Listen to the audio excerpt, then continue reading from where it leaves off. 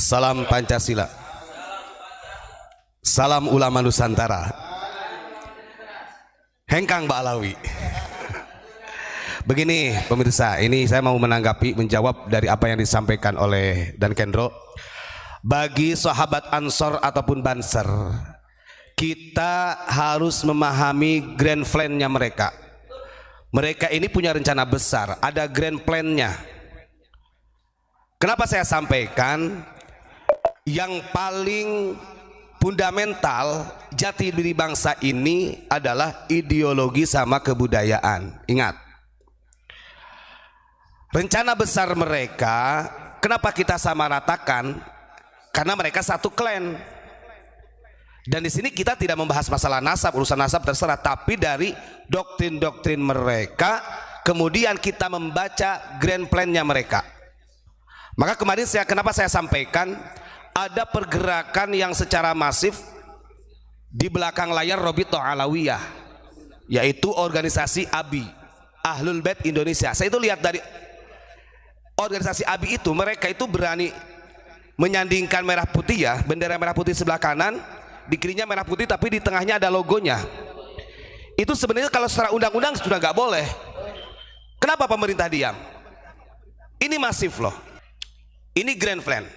Sehingga akhir-akhir ini karena Robito Alawiyah tidak bisa menjawab tesis Kiai Imad, ini berbicara tentang tesis ya. Akhirnya muncullah ke permukaan tokoh-tokoh dari ABI tersebut, organisasi ABI, Ahlul Bait Indonesia. Dan hebatnya lagi mereka itu Ustadz Muhsin Al-Atos, Kiai Haji Hasan Al-Idrus, itu menggunakan istilah-istilah orang kita. Terus kemudian di antara mereka grand plan-nya ini, selain dia ingin merusak ideologi bangsa ini dalam tradisi kebudayaan, maka banyak. Kenapa para habaib, bahkan sampai muhibin-muhibinnya itu kalau ada orang kita yang sholawatan dengan nada-nada dangdut diprotes, goyang sedikit, wah dangdutan. Padahal kalau kita ungkap, ketika mereka menyanyikan lagu gambus lah contohnya, ada salah satu lagu yang dulu, karena saya juga pemain gambus nih, jangan kira lagu gambus yang dengan bahasa Arab itu adalah sholawat, bukan. Itu adalah lagu-lagu kalau di Indonesia nggak jauh beda seperti lagu pop, lagu-lagu DJ, lagu-lagu dangdut, cuman menggunakan bahasa Arab. Contoh lagu Sa'lulinnas, Sa'lulinnas annak ya habibi katabul maktibul. Nah itu percintaan sebenarnya. Dan kalau kita lihat di majlis-majlis mereka, ketika ada gambus yang seperti itu, ya joget juga mereka. Para habaib juga joget. Kenapa? Mindset orang Indonesia ketika mereka dari golongan para habaib yang joget seperti itu diistilahkan joget Islami. Sementara kita punya tradisi sendiri dikatakan bukan Islami. Padahal sama-sama tradisi. Ini diantaranya. Maka kemarin saya ceritakan, mereka itu gak begitu suka ketika ada budaya-budaya yang menggunakan atribut ciri khas budaya. Gak suka mereka. Karena mereka itu ingin membawa kita semua, khususnya orang Indonesia, cara berpakaiannya harus seperti mereka. Itu yang keliru. Karena kita sudah memahami grand plan-nya mereka, maka kita sama ratakan. Mau itu dari ketua jatmannya, karena sudah jelas-jelas banyak kekeliruan dan sejarah-sejarah yang dibelokkan. Dan ingat satu catatan, bukan karena benci, justru karena cintanya kita kepada mereka. Barusan saja, di antara yang saya harus komentari lagi, ingat punten, ini berkaitan dengan Habib Lutfi lagi. Sebenarnya mereka ini bukan masalah Habib yang lain, lebih baik pada Habib Lutfi, Pak. Saya yakin kalau orang Ansor Basir ini, kalimat kenapa sih disamaratakan itu sebenarnya pembelaan pada Habib Lutfi. Sebenarnya itu, jangan kira kita nggak tahu warna bahasanya, kayak saya paham. Kenapa kita berani lantang menyampaikan bahwa itu salah, sekalipun itu adalah habaib, sekalipun itu adalah ulama sufi sedunia, kita salahkan. Sudah jelas kita punya bukti dari silsilah Sadziliyah, beliau jadikan habib, padahal itu orang Indonesia. Ada data terbaru mengenai tentang Thariqah Qadiriyah yang harus saya ungkap kembali.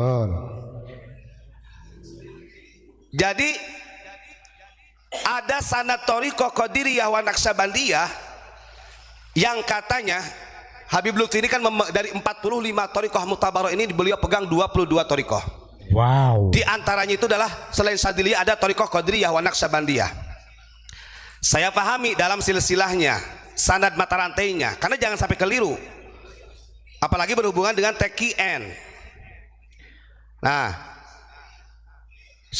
Qadiriyah Naqsabandiyah, bentar.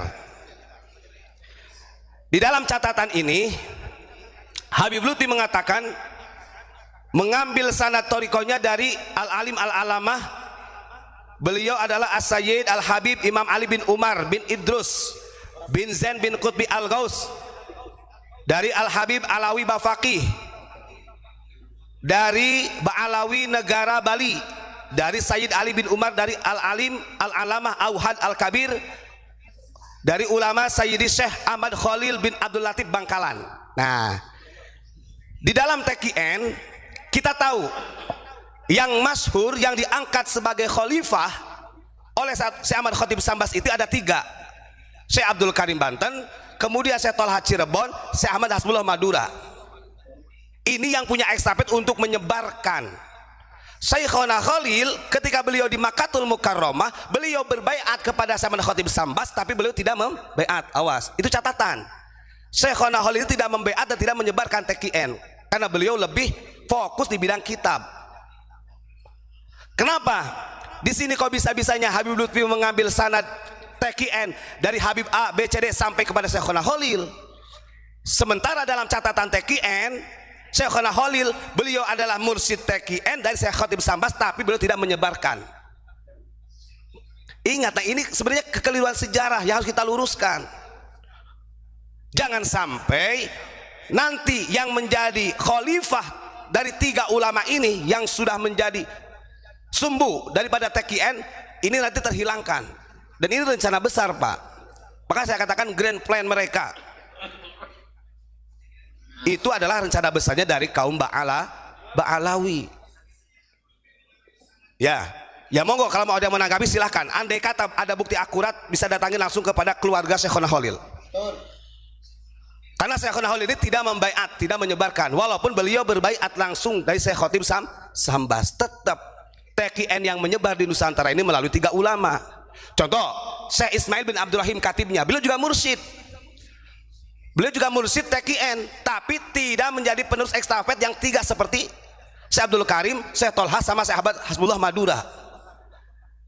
Nah, ini kan ada kekeliruan. Saya punya datanya nih yang harus kita luruskan. Nah, dengan data-data seperti inilah, makanya dulu itu saya kemarin beberapa minggu, 1 bulanan lah, ketika saya sowan ke salah satu mantan PWNU Jawa Barat, ternyata dia juga menyampaikan begini. Ya sebenarnya dari dulu artinya Habib Lutfi seperti itu, cuma tidak ada yang berani. Nah, kalau sampai dibiarkan sampai kapan ini? Grand plan-nya mereka intinya mereka tetap ingin menjadi raja dan pribumi menjadi budak, itu saja sudah. Dalam berbagai aspek apapun, dalam segi keilmuan dan lain sebagainya. Ya kadang-kadang kan orang-orang yang ngapunten, orang-orang kita ini, contoh dulu ada yang sudah meninggal siapa, Habib Munzir dan lain sebagainya, melihat itu, tapi mereka nggak paham visi mereka atau visi misi daripada mereka. Yang paling mudah kita baca itu adalah dari terjadinya geger Cilegon ketika Mufti Batawi, udah sudah itu mengakar dan ke bawahnya akan seperti itu, gitu ya. Jadi kenapa harus kita samaratakan? Oh, ini sudah mengakar. Ini urusannya adalah lembaga. Mereka kan punya lembaga Rabithah Alawiyah. Nah, harusnya. Dan bahkan kalau mau sadar-sadaran, ada salah satu Habib juga dulu yang sempat dekat sama Abu Yamam Magun juga mengatakan demikian. Dia ketua asosiasi Habaib Asia Tenggara juga mengatakan begitu. Bahkan kalau bahasanya dia, para Habaib ini yang sekarang ini beda dengan yang dulu katanya. Sangat jauh. Artinya mereka sendiri sudah menyadari dengan cara mereka yang mendoktrin, cara mereka yang dawil dan lain sebagainya lah begitu. Jadi gak usah heran kalau gak percaya, tinggal disaksikan aja, Tiga organisasi ini, lembaga ini kuat. Kemarin sudah saya sampaikan, ada Rabithah Alawiyah, ada organisasi ABI Ahlul Bait Indonesia, dan ada secara organisasi yang militan lagi untuk mencari makam-makam keramat, diantaranya Petanisia. Kalau kita yang karena memang mereka sudah terbiasa gitu, sudah terbiasa dekat dengan mereka, dengan dari Mbak Alawi ya, mungkin gak akan percaya bahasa kita. Makanya sampai kapanpun kalau mereka dari Mbak Alawi ini tidak tawadhu, tidak sadar, tetap akan kita lawan sampai kapanpun. Arti lawan di sini ya kita luruskan mereka. Jangan sampai ada istilah orang Arab lebih mulia daripada orang Ajam, orang Yaman lebih mulia daripada orang Indonesia. Itu keliru, tempeleng saja kalau seperti itu. Begitu. Boleh ditambah Ustaz Bat? Monggo. Kalau kita ingat misi daripada baginda Rasulullah Shallallahu Alaihi Wasallam, pada dasarnya adalah menghapuskan perbudakan. Kalau yang mengaku daripada cucunya baginda Rasulullah yang hari ini katanya sebagai penerusnya, darahnya lah, tapi menginginkan warga kita Nusantara ini harus menjadi budaknya, bahkan mereka tanpa segan-segan mengatakan bahwasanya ulama-ulama itu adalah sebagai pembantunya para habaib. Lah ini pemahaman yang benar-benar salah, pemahaman yang benar-benar harus diluruskan.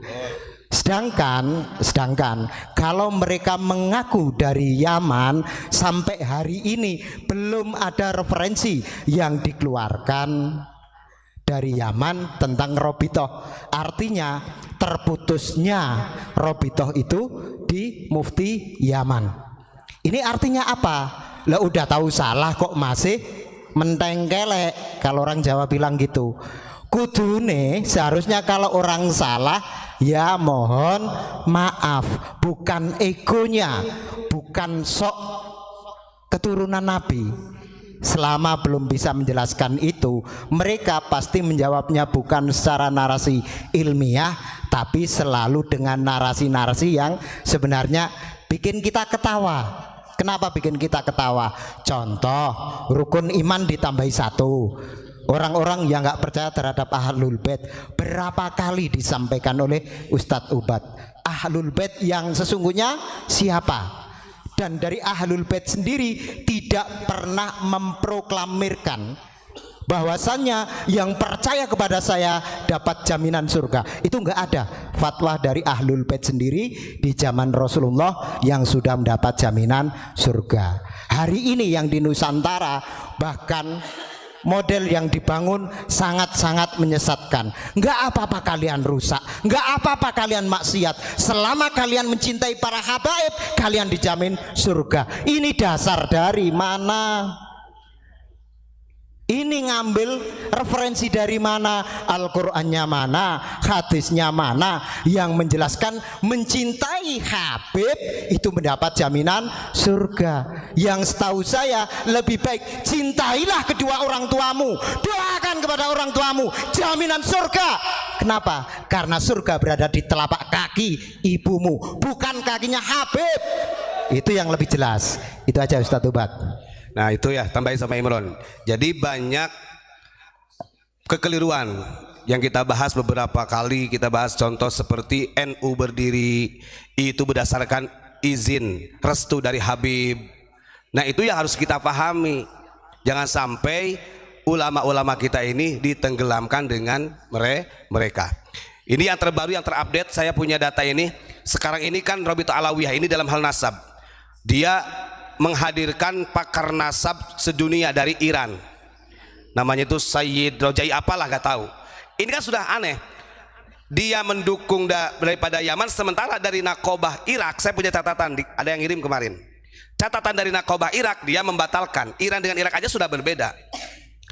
Kalau kita pahami, menurut data daripada orang-orang di atas yang pernah memberikan info kepada kita, ini mereka, kekuatan mereka ini yang ada di Indonesia, para habaib ini berafiliasinya kepada Smith Foundation.